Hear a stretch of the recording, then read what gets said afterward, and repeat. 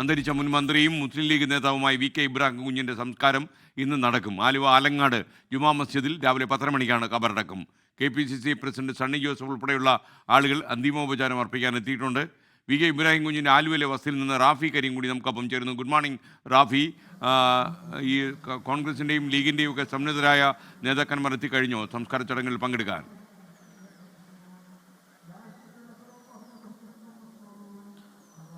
Good morning SK. അല്പസമയം മുൻപാണ് Sunny Joseph KPCC president ആലുവയിലെ അദ്ദേഹത്തിൻ്റെ വസതിയിലേക്ക് എത്തി VK ഇബ്രാഹിം കുഞ്ഞിന് അന്തിമോപചാരം അർപ്പിച്ചത്.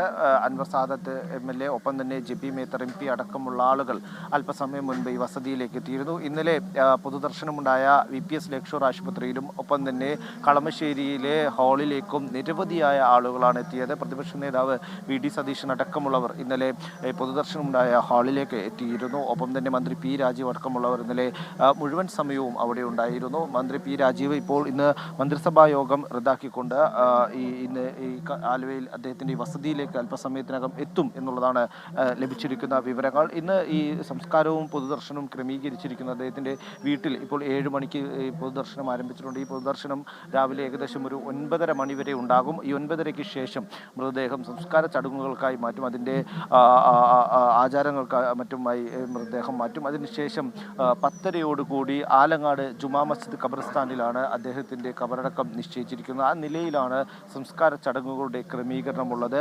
ഇപ്പോൾ അദ്ദേഹത്തിൻ്റെ വീട്ടിലേക്കും ഈ പൊതുദർശനം നടക്കുന്ന സ്ഥലത്ത് ആയിരക്കണക്കിന് ആളുകളാണ് എത്തുന്നത്. ഇന്നലെ കളമശ്ശേരി ഹാളിൽ പൊതുദർശനം ഉണ്ടായപ്പോൾ ആയിരക്കണക്കിന് ആളുകൾ, ജില്ലയ്ക്കകത്തുനിന്നും പുറത്തുനിന്നുമുള്ള ആളുകൾ അദ്ദേഹത്തിൻ്റെ അടുത്തേക്ക് എത്തുന്ന ഒരു കാഴ്ച കൊണ്ട് അനിയന്ത്രിതമായ തിരക്ക് ഇന്നലെ കണ്ടു. ഹാളിന് പുറത്ത് വലിയ നീണ്ട നിര ആളുകൾ എത്തുന്നത് നമ്മൾ കണ്ടു. ഇപ്പോൾ ഹൈബി ഈഡൻ MP ഇങ്ങോട്ട് എത്തുന്നുണ്ട്. ഇന്നലെ പൊതുദർശനം നടന്ന കളമശ്ശേരിയിലെ ഹാളിലേക്കും ഹൈബി ഈഡൻ MP എത്തിയിരുന്നു. അദ്ദേഹം ദീർഘസമയം അദ്ദേഹത്തെ കുടുംബാംഗങ്ങളോടൊപ്പം ഹാളിൽ ഉണ്ടാവുകയും ചെയ്തിരുന്നു.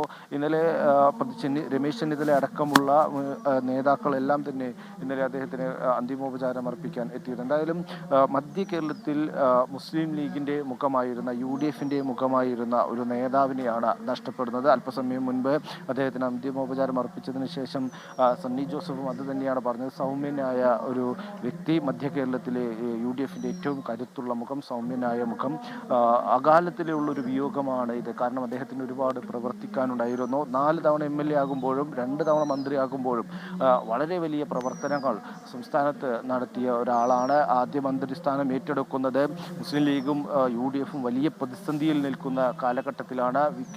PK കുഞ്ഞാലിക്കുട്ടിയുടെ രാജിക്ക് പിന്നാലെ 1 വർഷക്കാലം മന്ത്രിസ്ഥാനം ഏറ്റെടുത്ത് മുന്നോട്ട് പോകുമ്പോൾ വ്യവസായം വകുപ്പ് തന്നെ വലിയ പ്രതിസന്ധി നേരിടുന്ന കാര്യമാണ്. കാരണം മലിനീകരണ പ്രശ്നങ്ങളിൽ സുപ്രീം കോടതിയുടെ ഇടപെടലുണ്ടാകുന്നു. സംസ്ഥാനത്തെ വ്യവസായങ്ങളെ അത് കാര്യമായി ബാധിക്കുന്ന ഘട്ടത്തിലേക്ക് എത്തുന്ന, വ്യവസായങ്ങൾ അടച്ചുപൂട്ടലിൻ്റെ വക്കിലേക്ക് എത്തി നിൽക്കുന്ന ഒരു സമയത്താണ് 2005 ഫെബ്രുവരി മാസം അദ്ദേഹം വ്യവസായ മന്ത്രിസ്ഥാനം ഏറ്റെടുക്കുന്നത്. പിന്നീട് മോണിറ്ററിംഗ് കമ്മിറ്റി രൂപീകരിച്ച് മലിനീകരണ പ്രശ്നങ്ങൾ കൃത്യമായി മോണിറ്ററിംഗ് നടത്തി അതിൻ്റെ റിപ്പോർട്ടുകൾ തയ്യാറാക്കി. റാഫി കരീമാണ് വിവരങ്ങളുമായി നമുക്കൊപ്പം ചേർന്നത്. അദ്ദേഹത്തിൻ്റെ VK ഇബ്രാഹിം കുഞ്ഞിൻ്റെ സംസ്കാരം ഇന്ന് രാവിലെ 10:30 മണിക്ക് ആലുവ ആലങ്ങാട് ജുമാ മസ്ജിദിൽ നടക്കും. അവിടെയായിരിക്കും ഖബറടക്കം ഉണ്ടാവുക. അപ്പോൾ എന്തായാലും കുറച്ചധികം സാംസ്കാരിക നായകരെയും രാഷ്ട്രീയ പ്രവർത്തകരെയും പൊതുപ്രവർത്തകരെയും ഒക്കെ ഈ സംസ്കാര ചടങ്ങിൽ നമ്മൾ പ്രതീക്ഷിക്കുകയും ചെയ്യുന്നു. ലോകത്തെവിടെയായാലും ഏത് സമയത്തും 24 വാർത്തകളും ഓഗ്മെന്റഡ് റിയാലിറ്റി പാക്കേജുകളും എക്സ്പ്ലെയിനറുകളും വിശദമായി കാണാൻ ഞങ്ങളുടെ YouTube ചാനൽ നിങ്ങൾക്ക് സബ്സ്ക്രൈബ് ചെയ്യാം.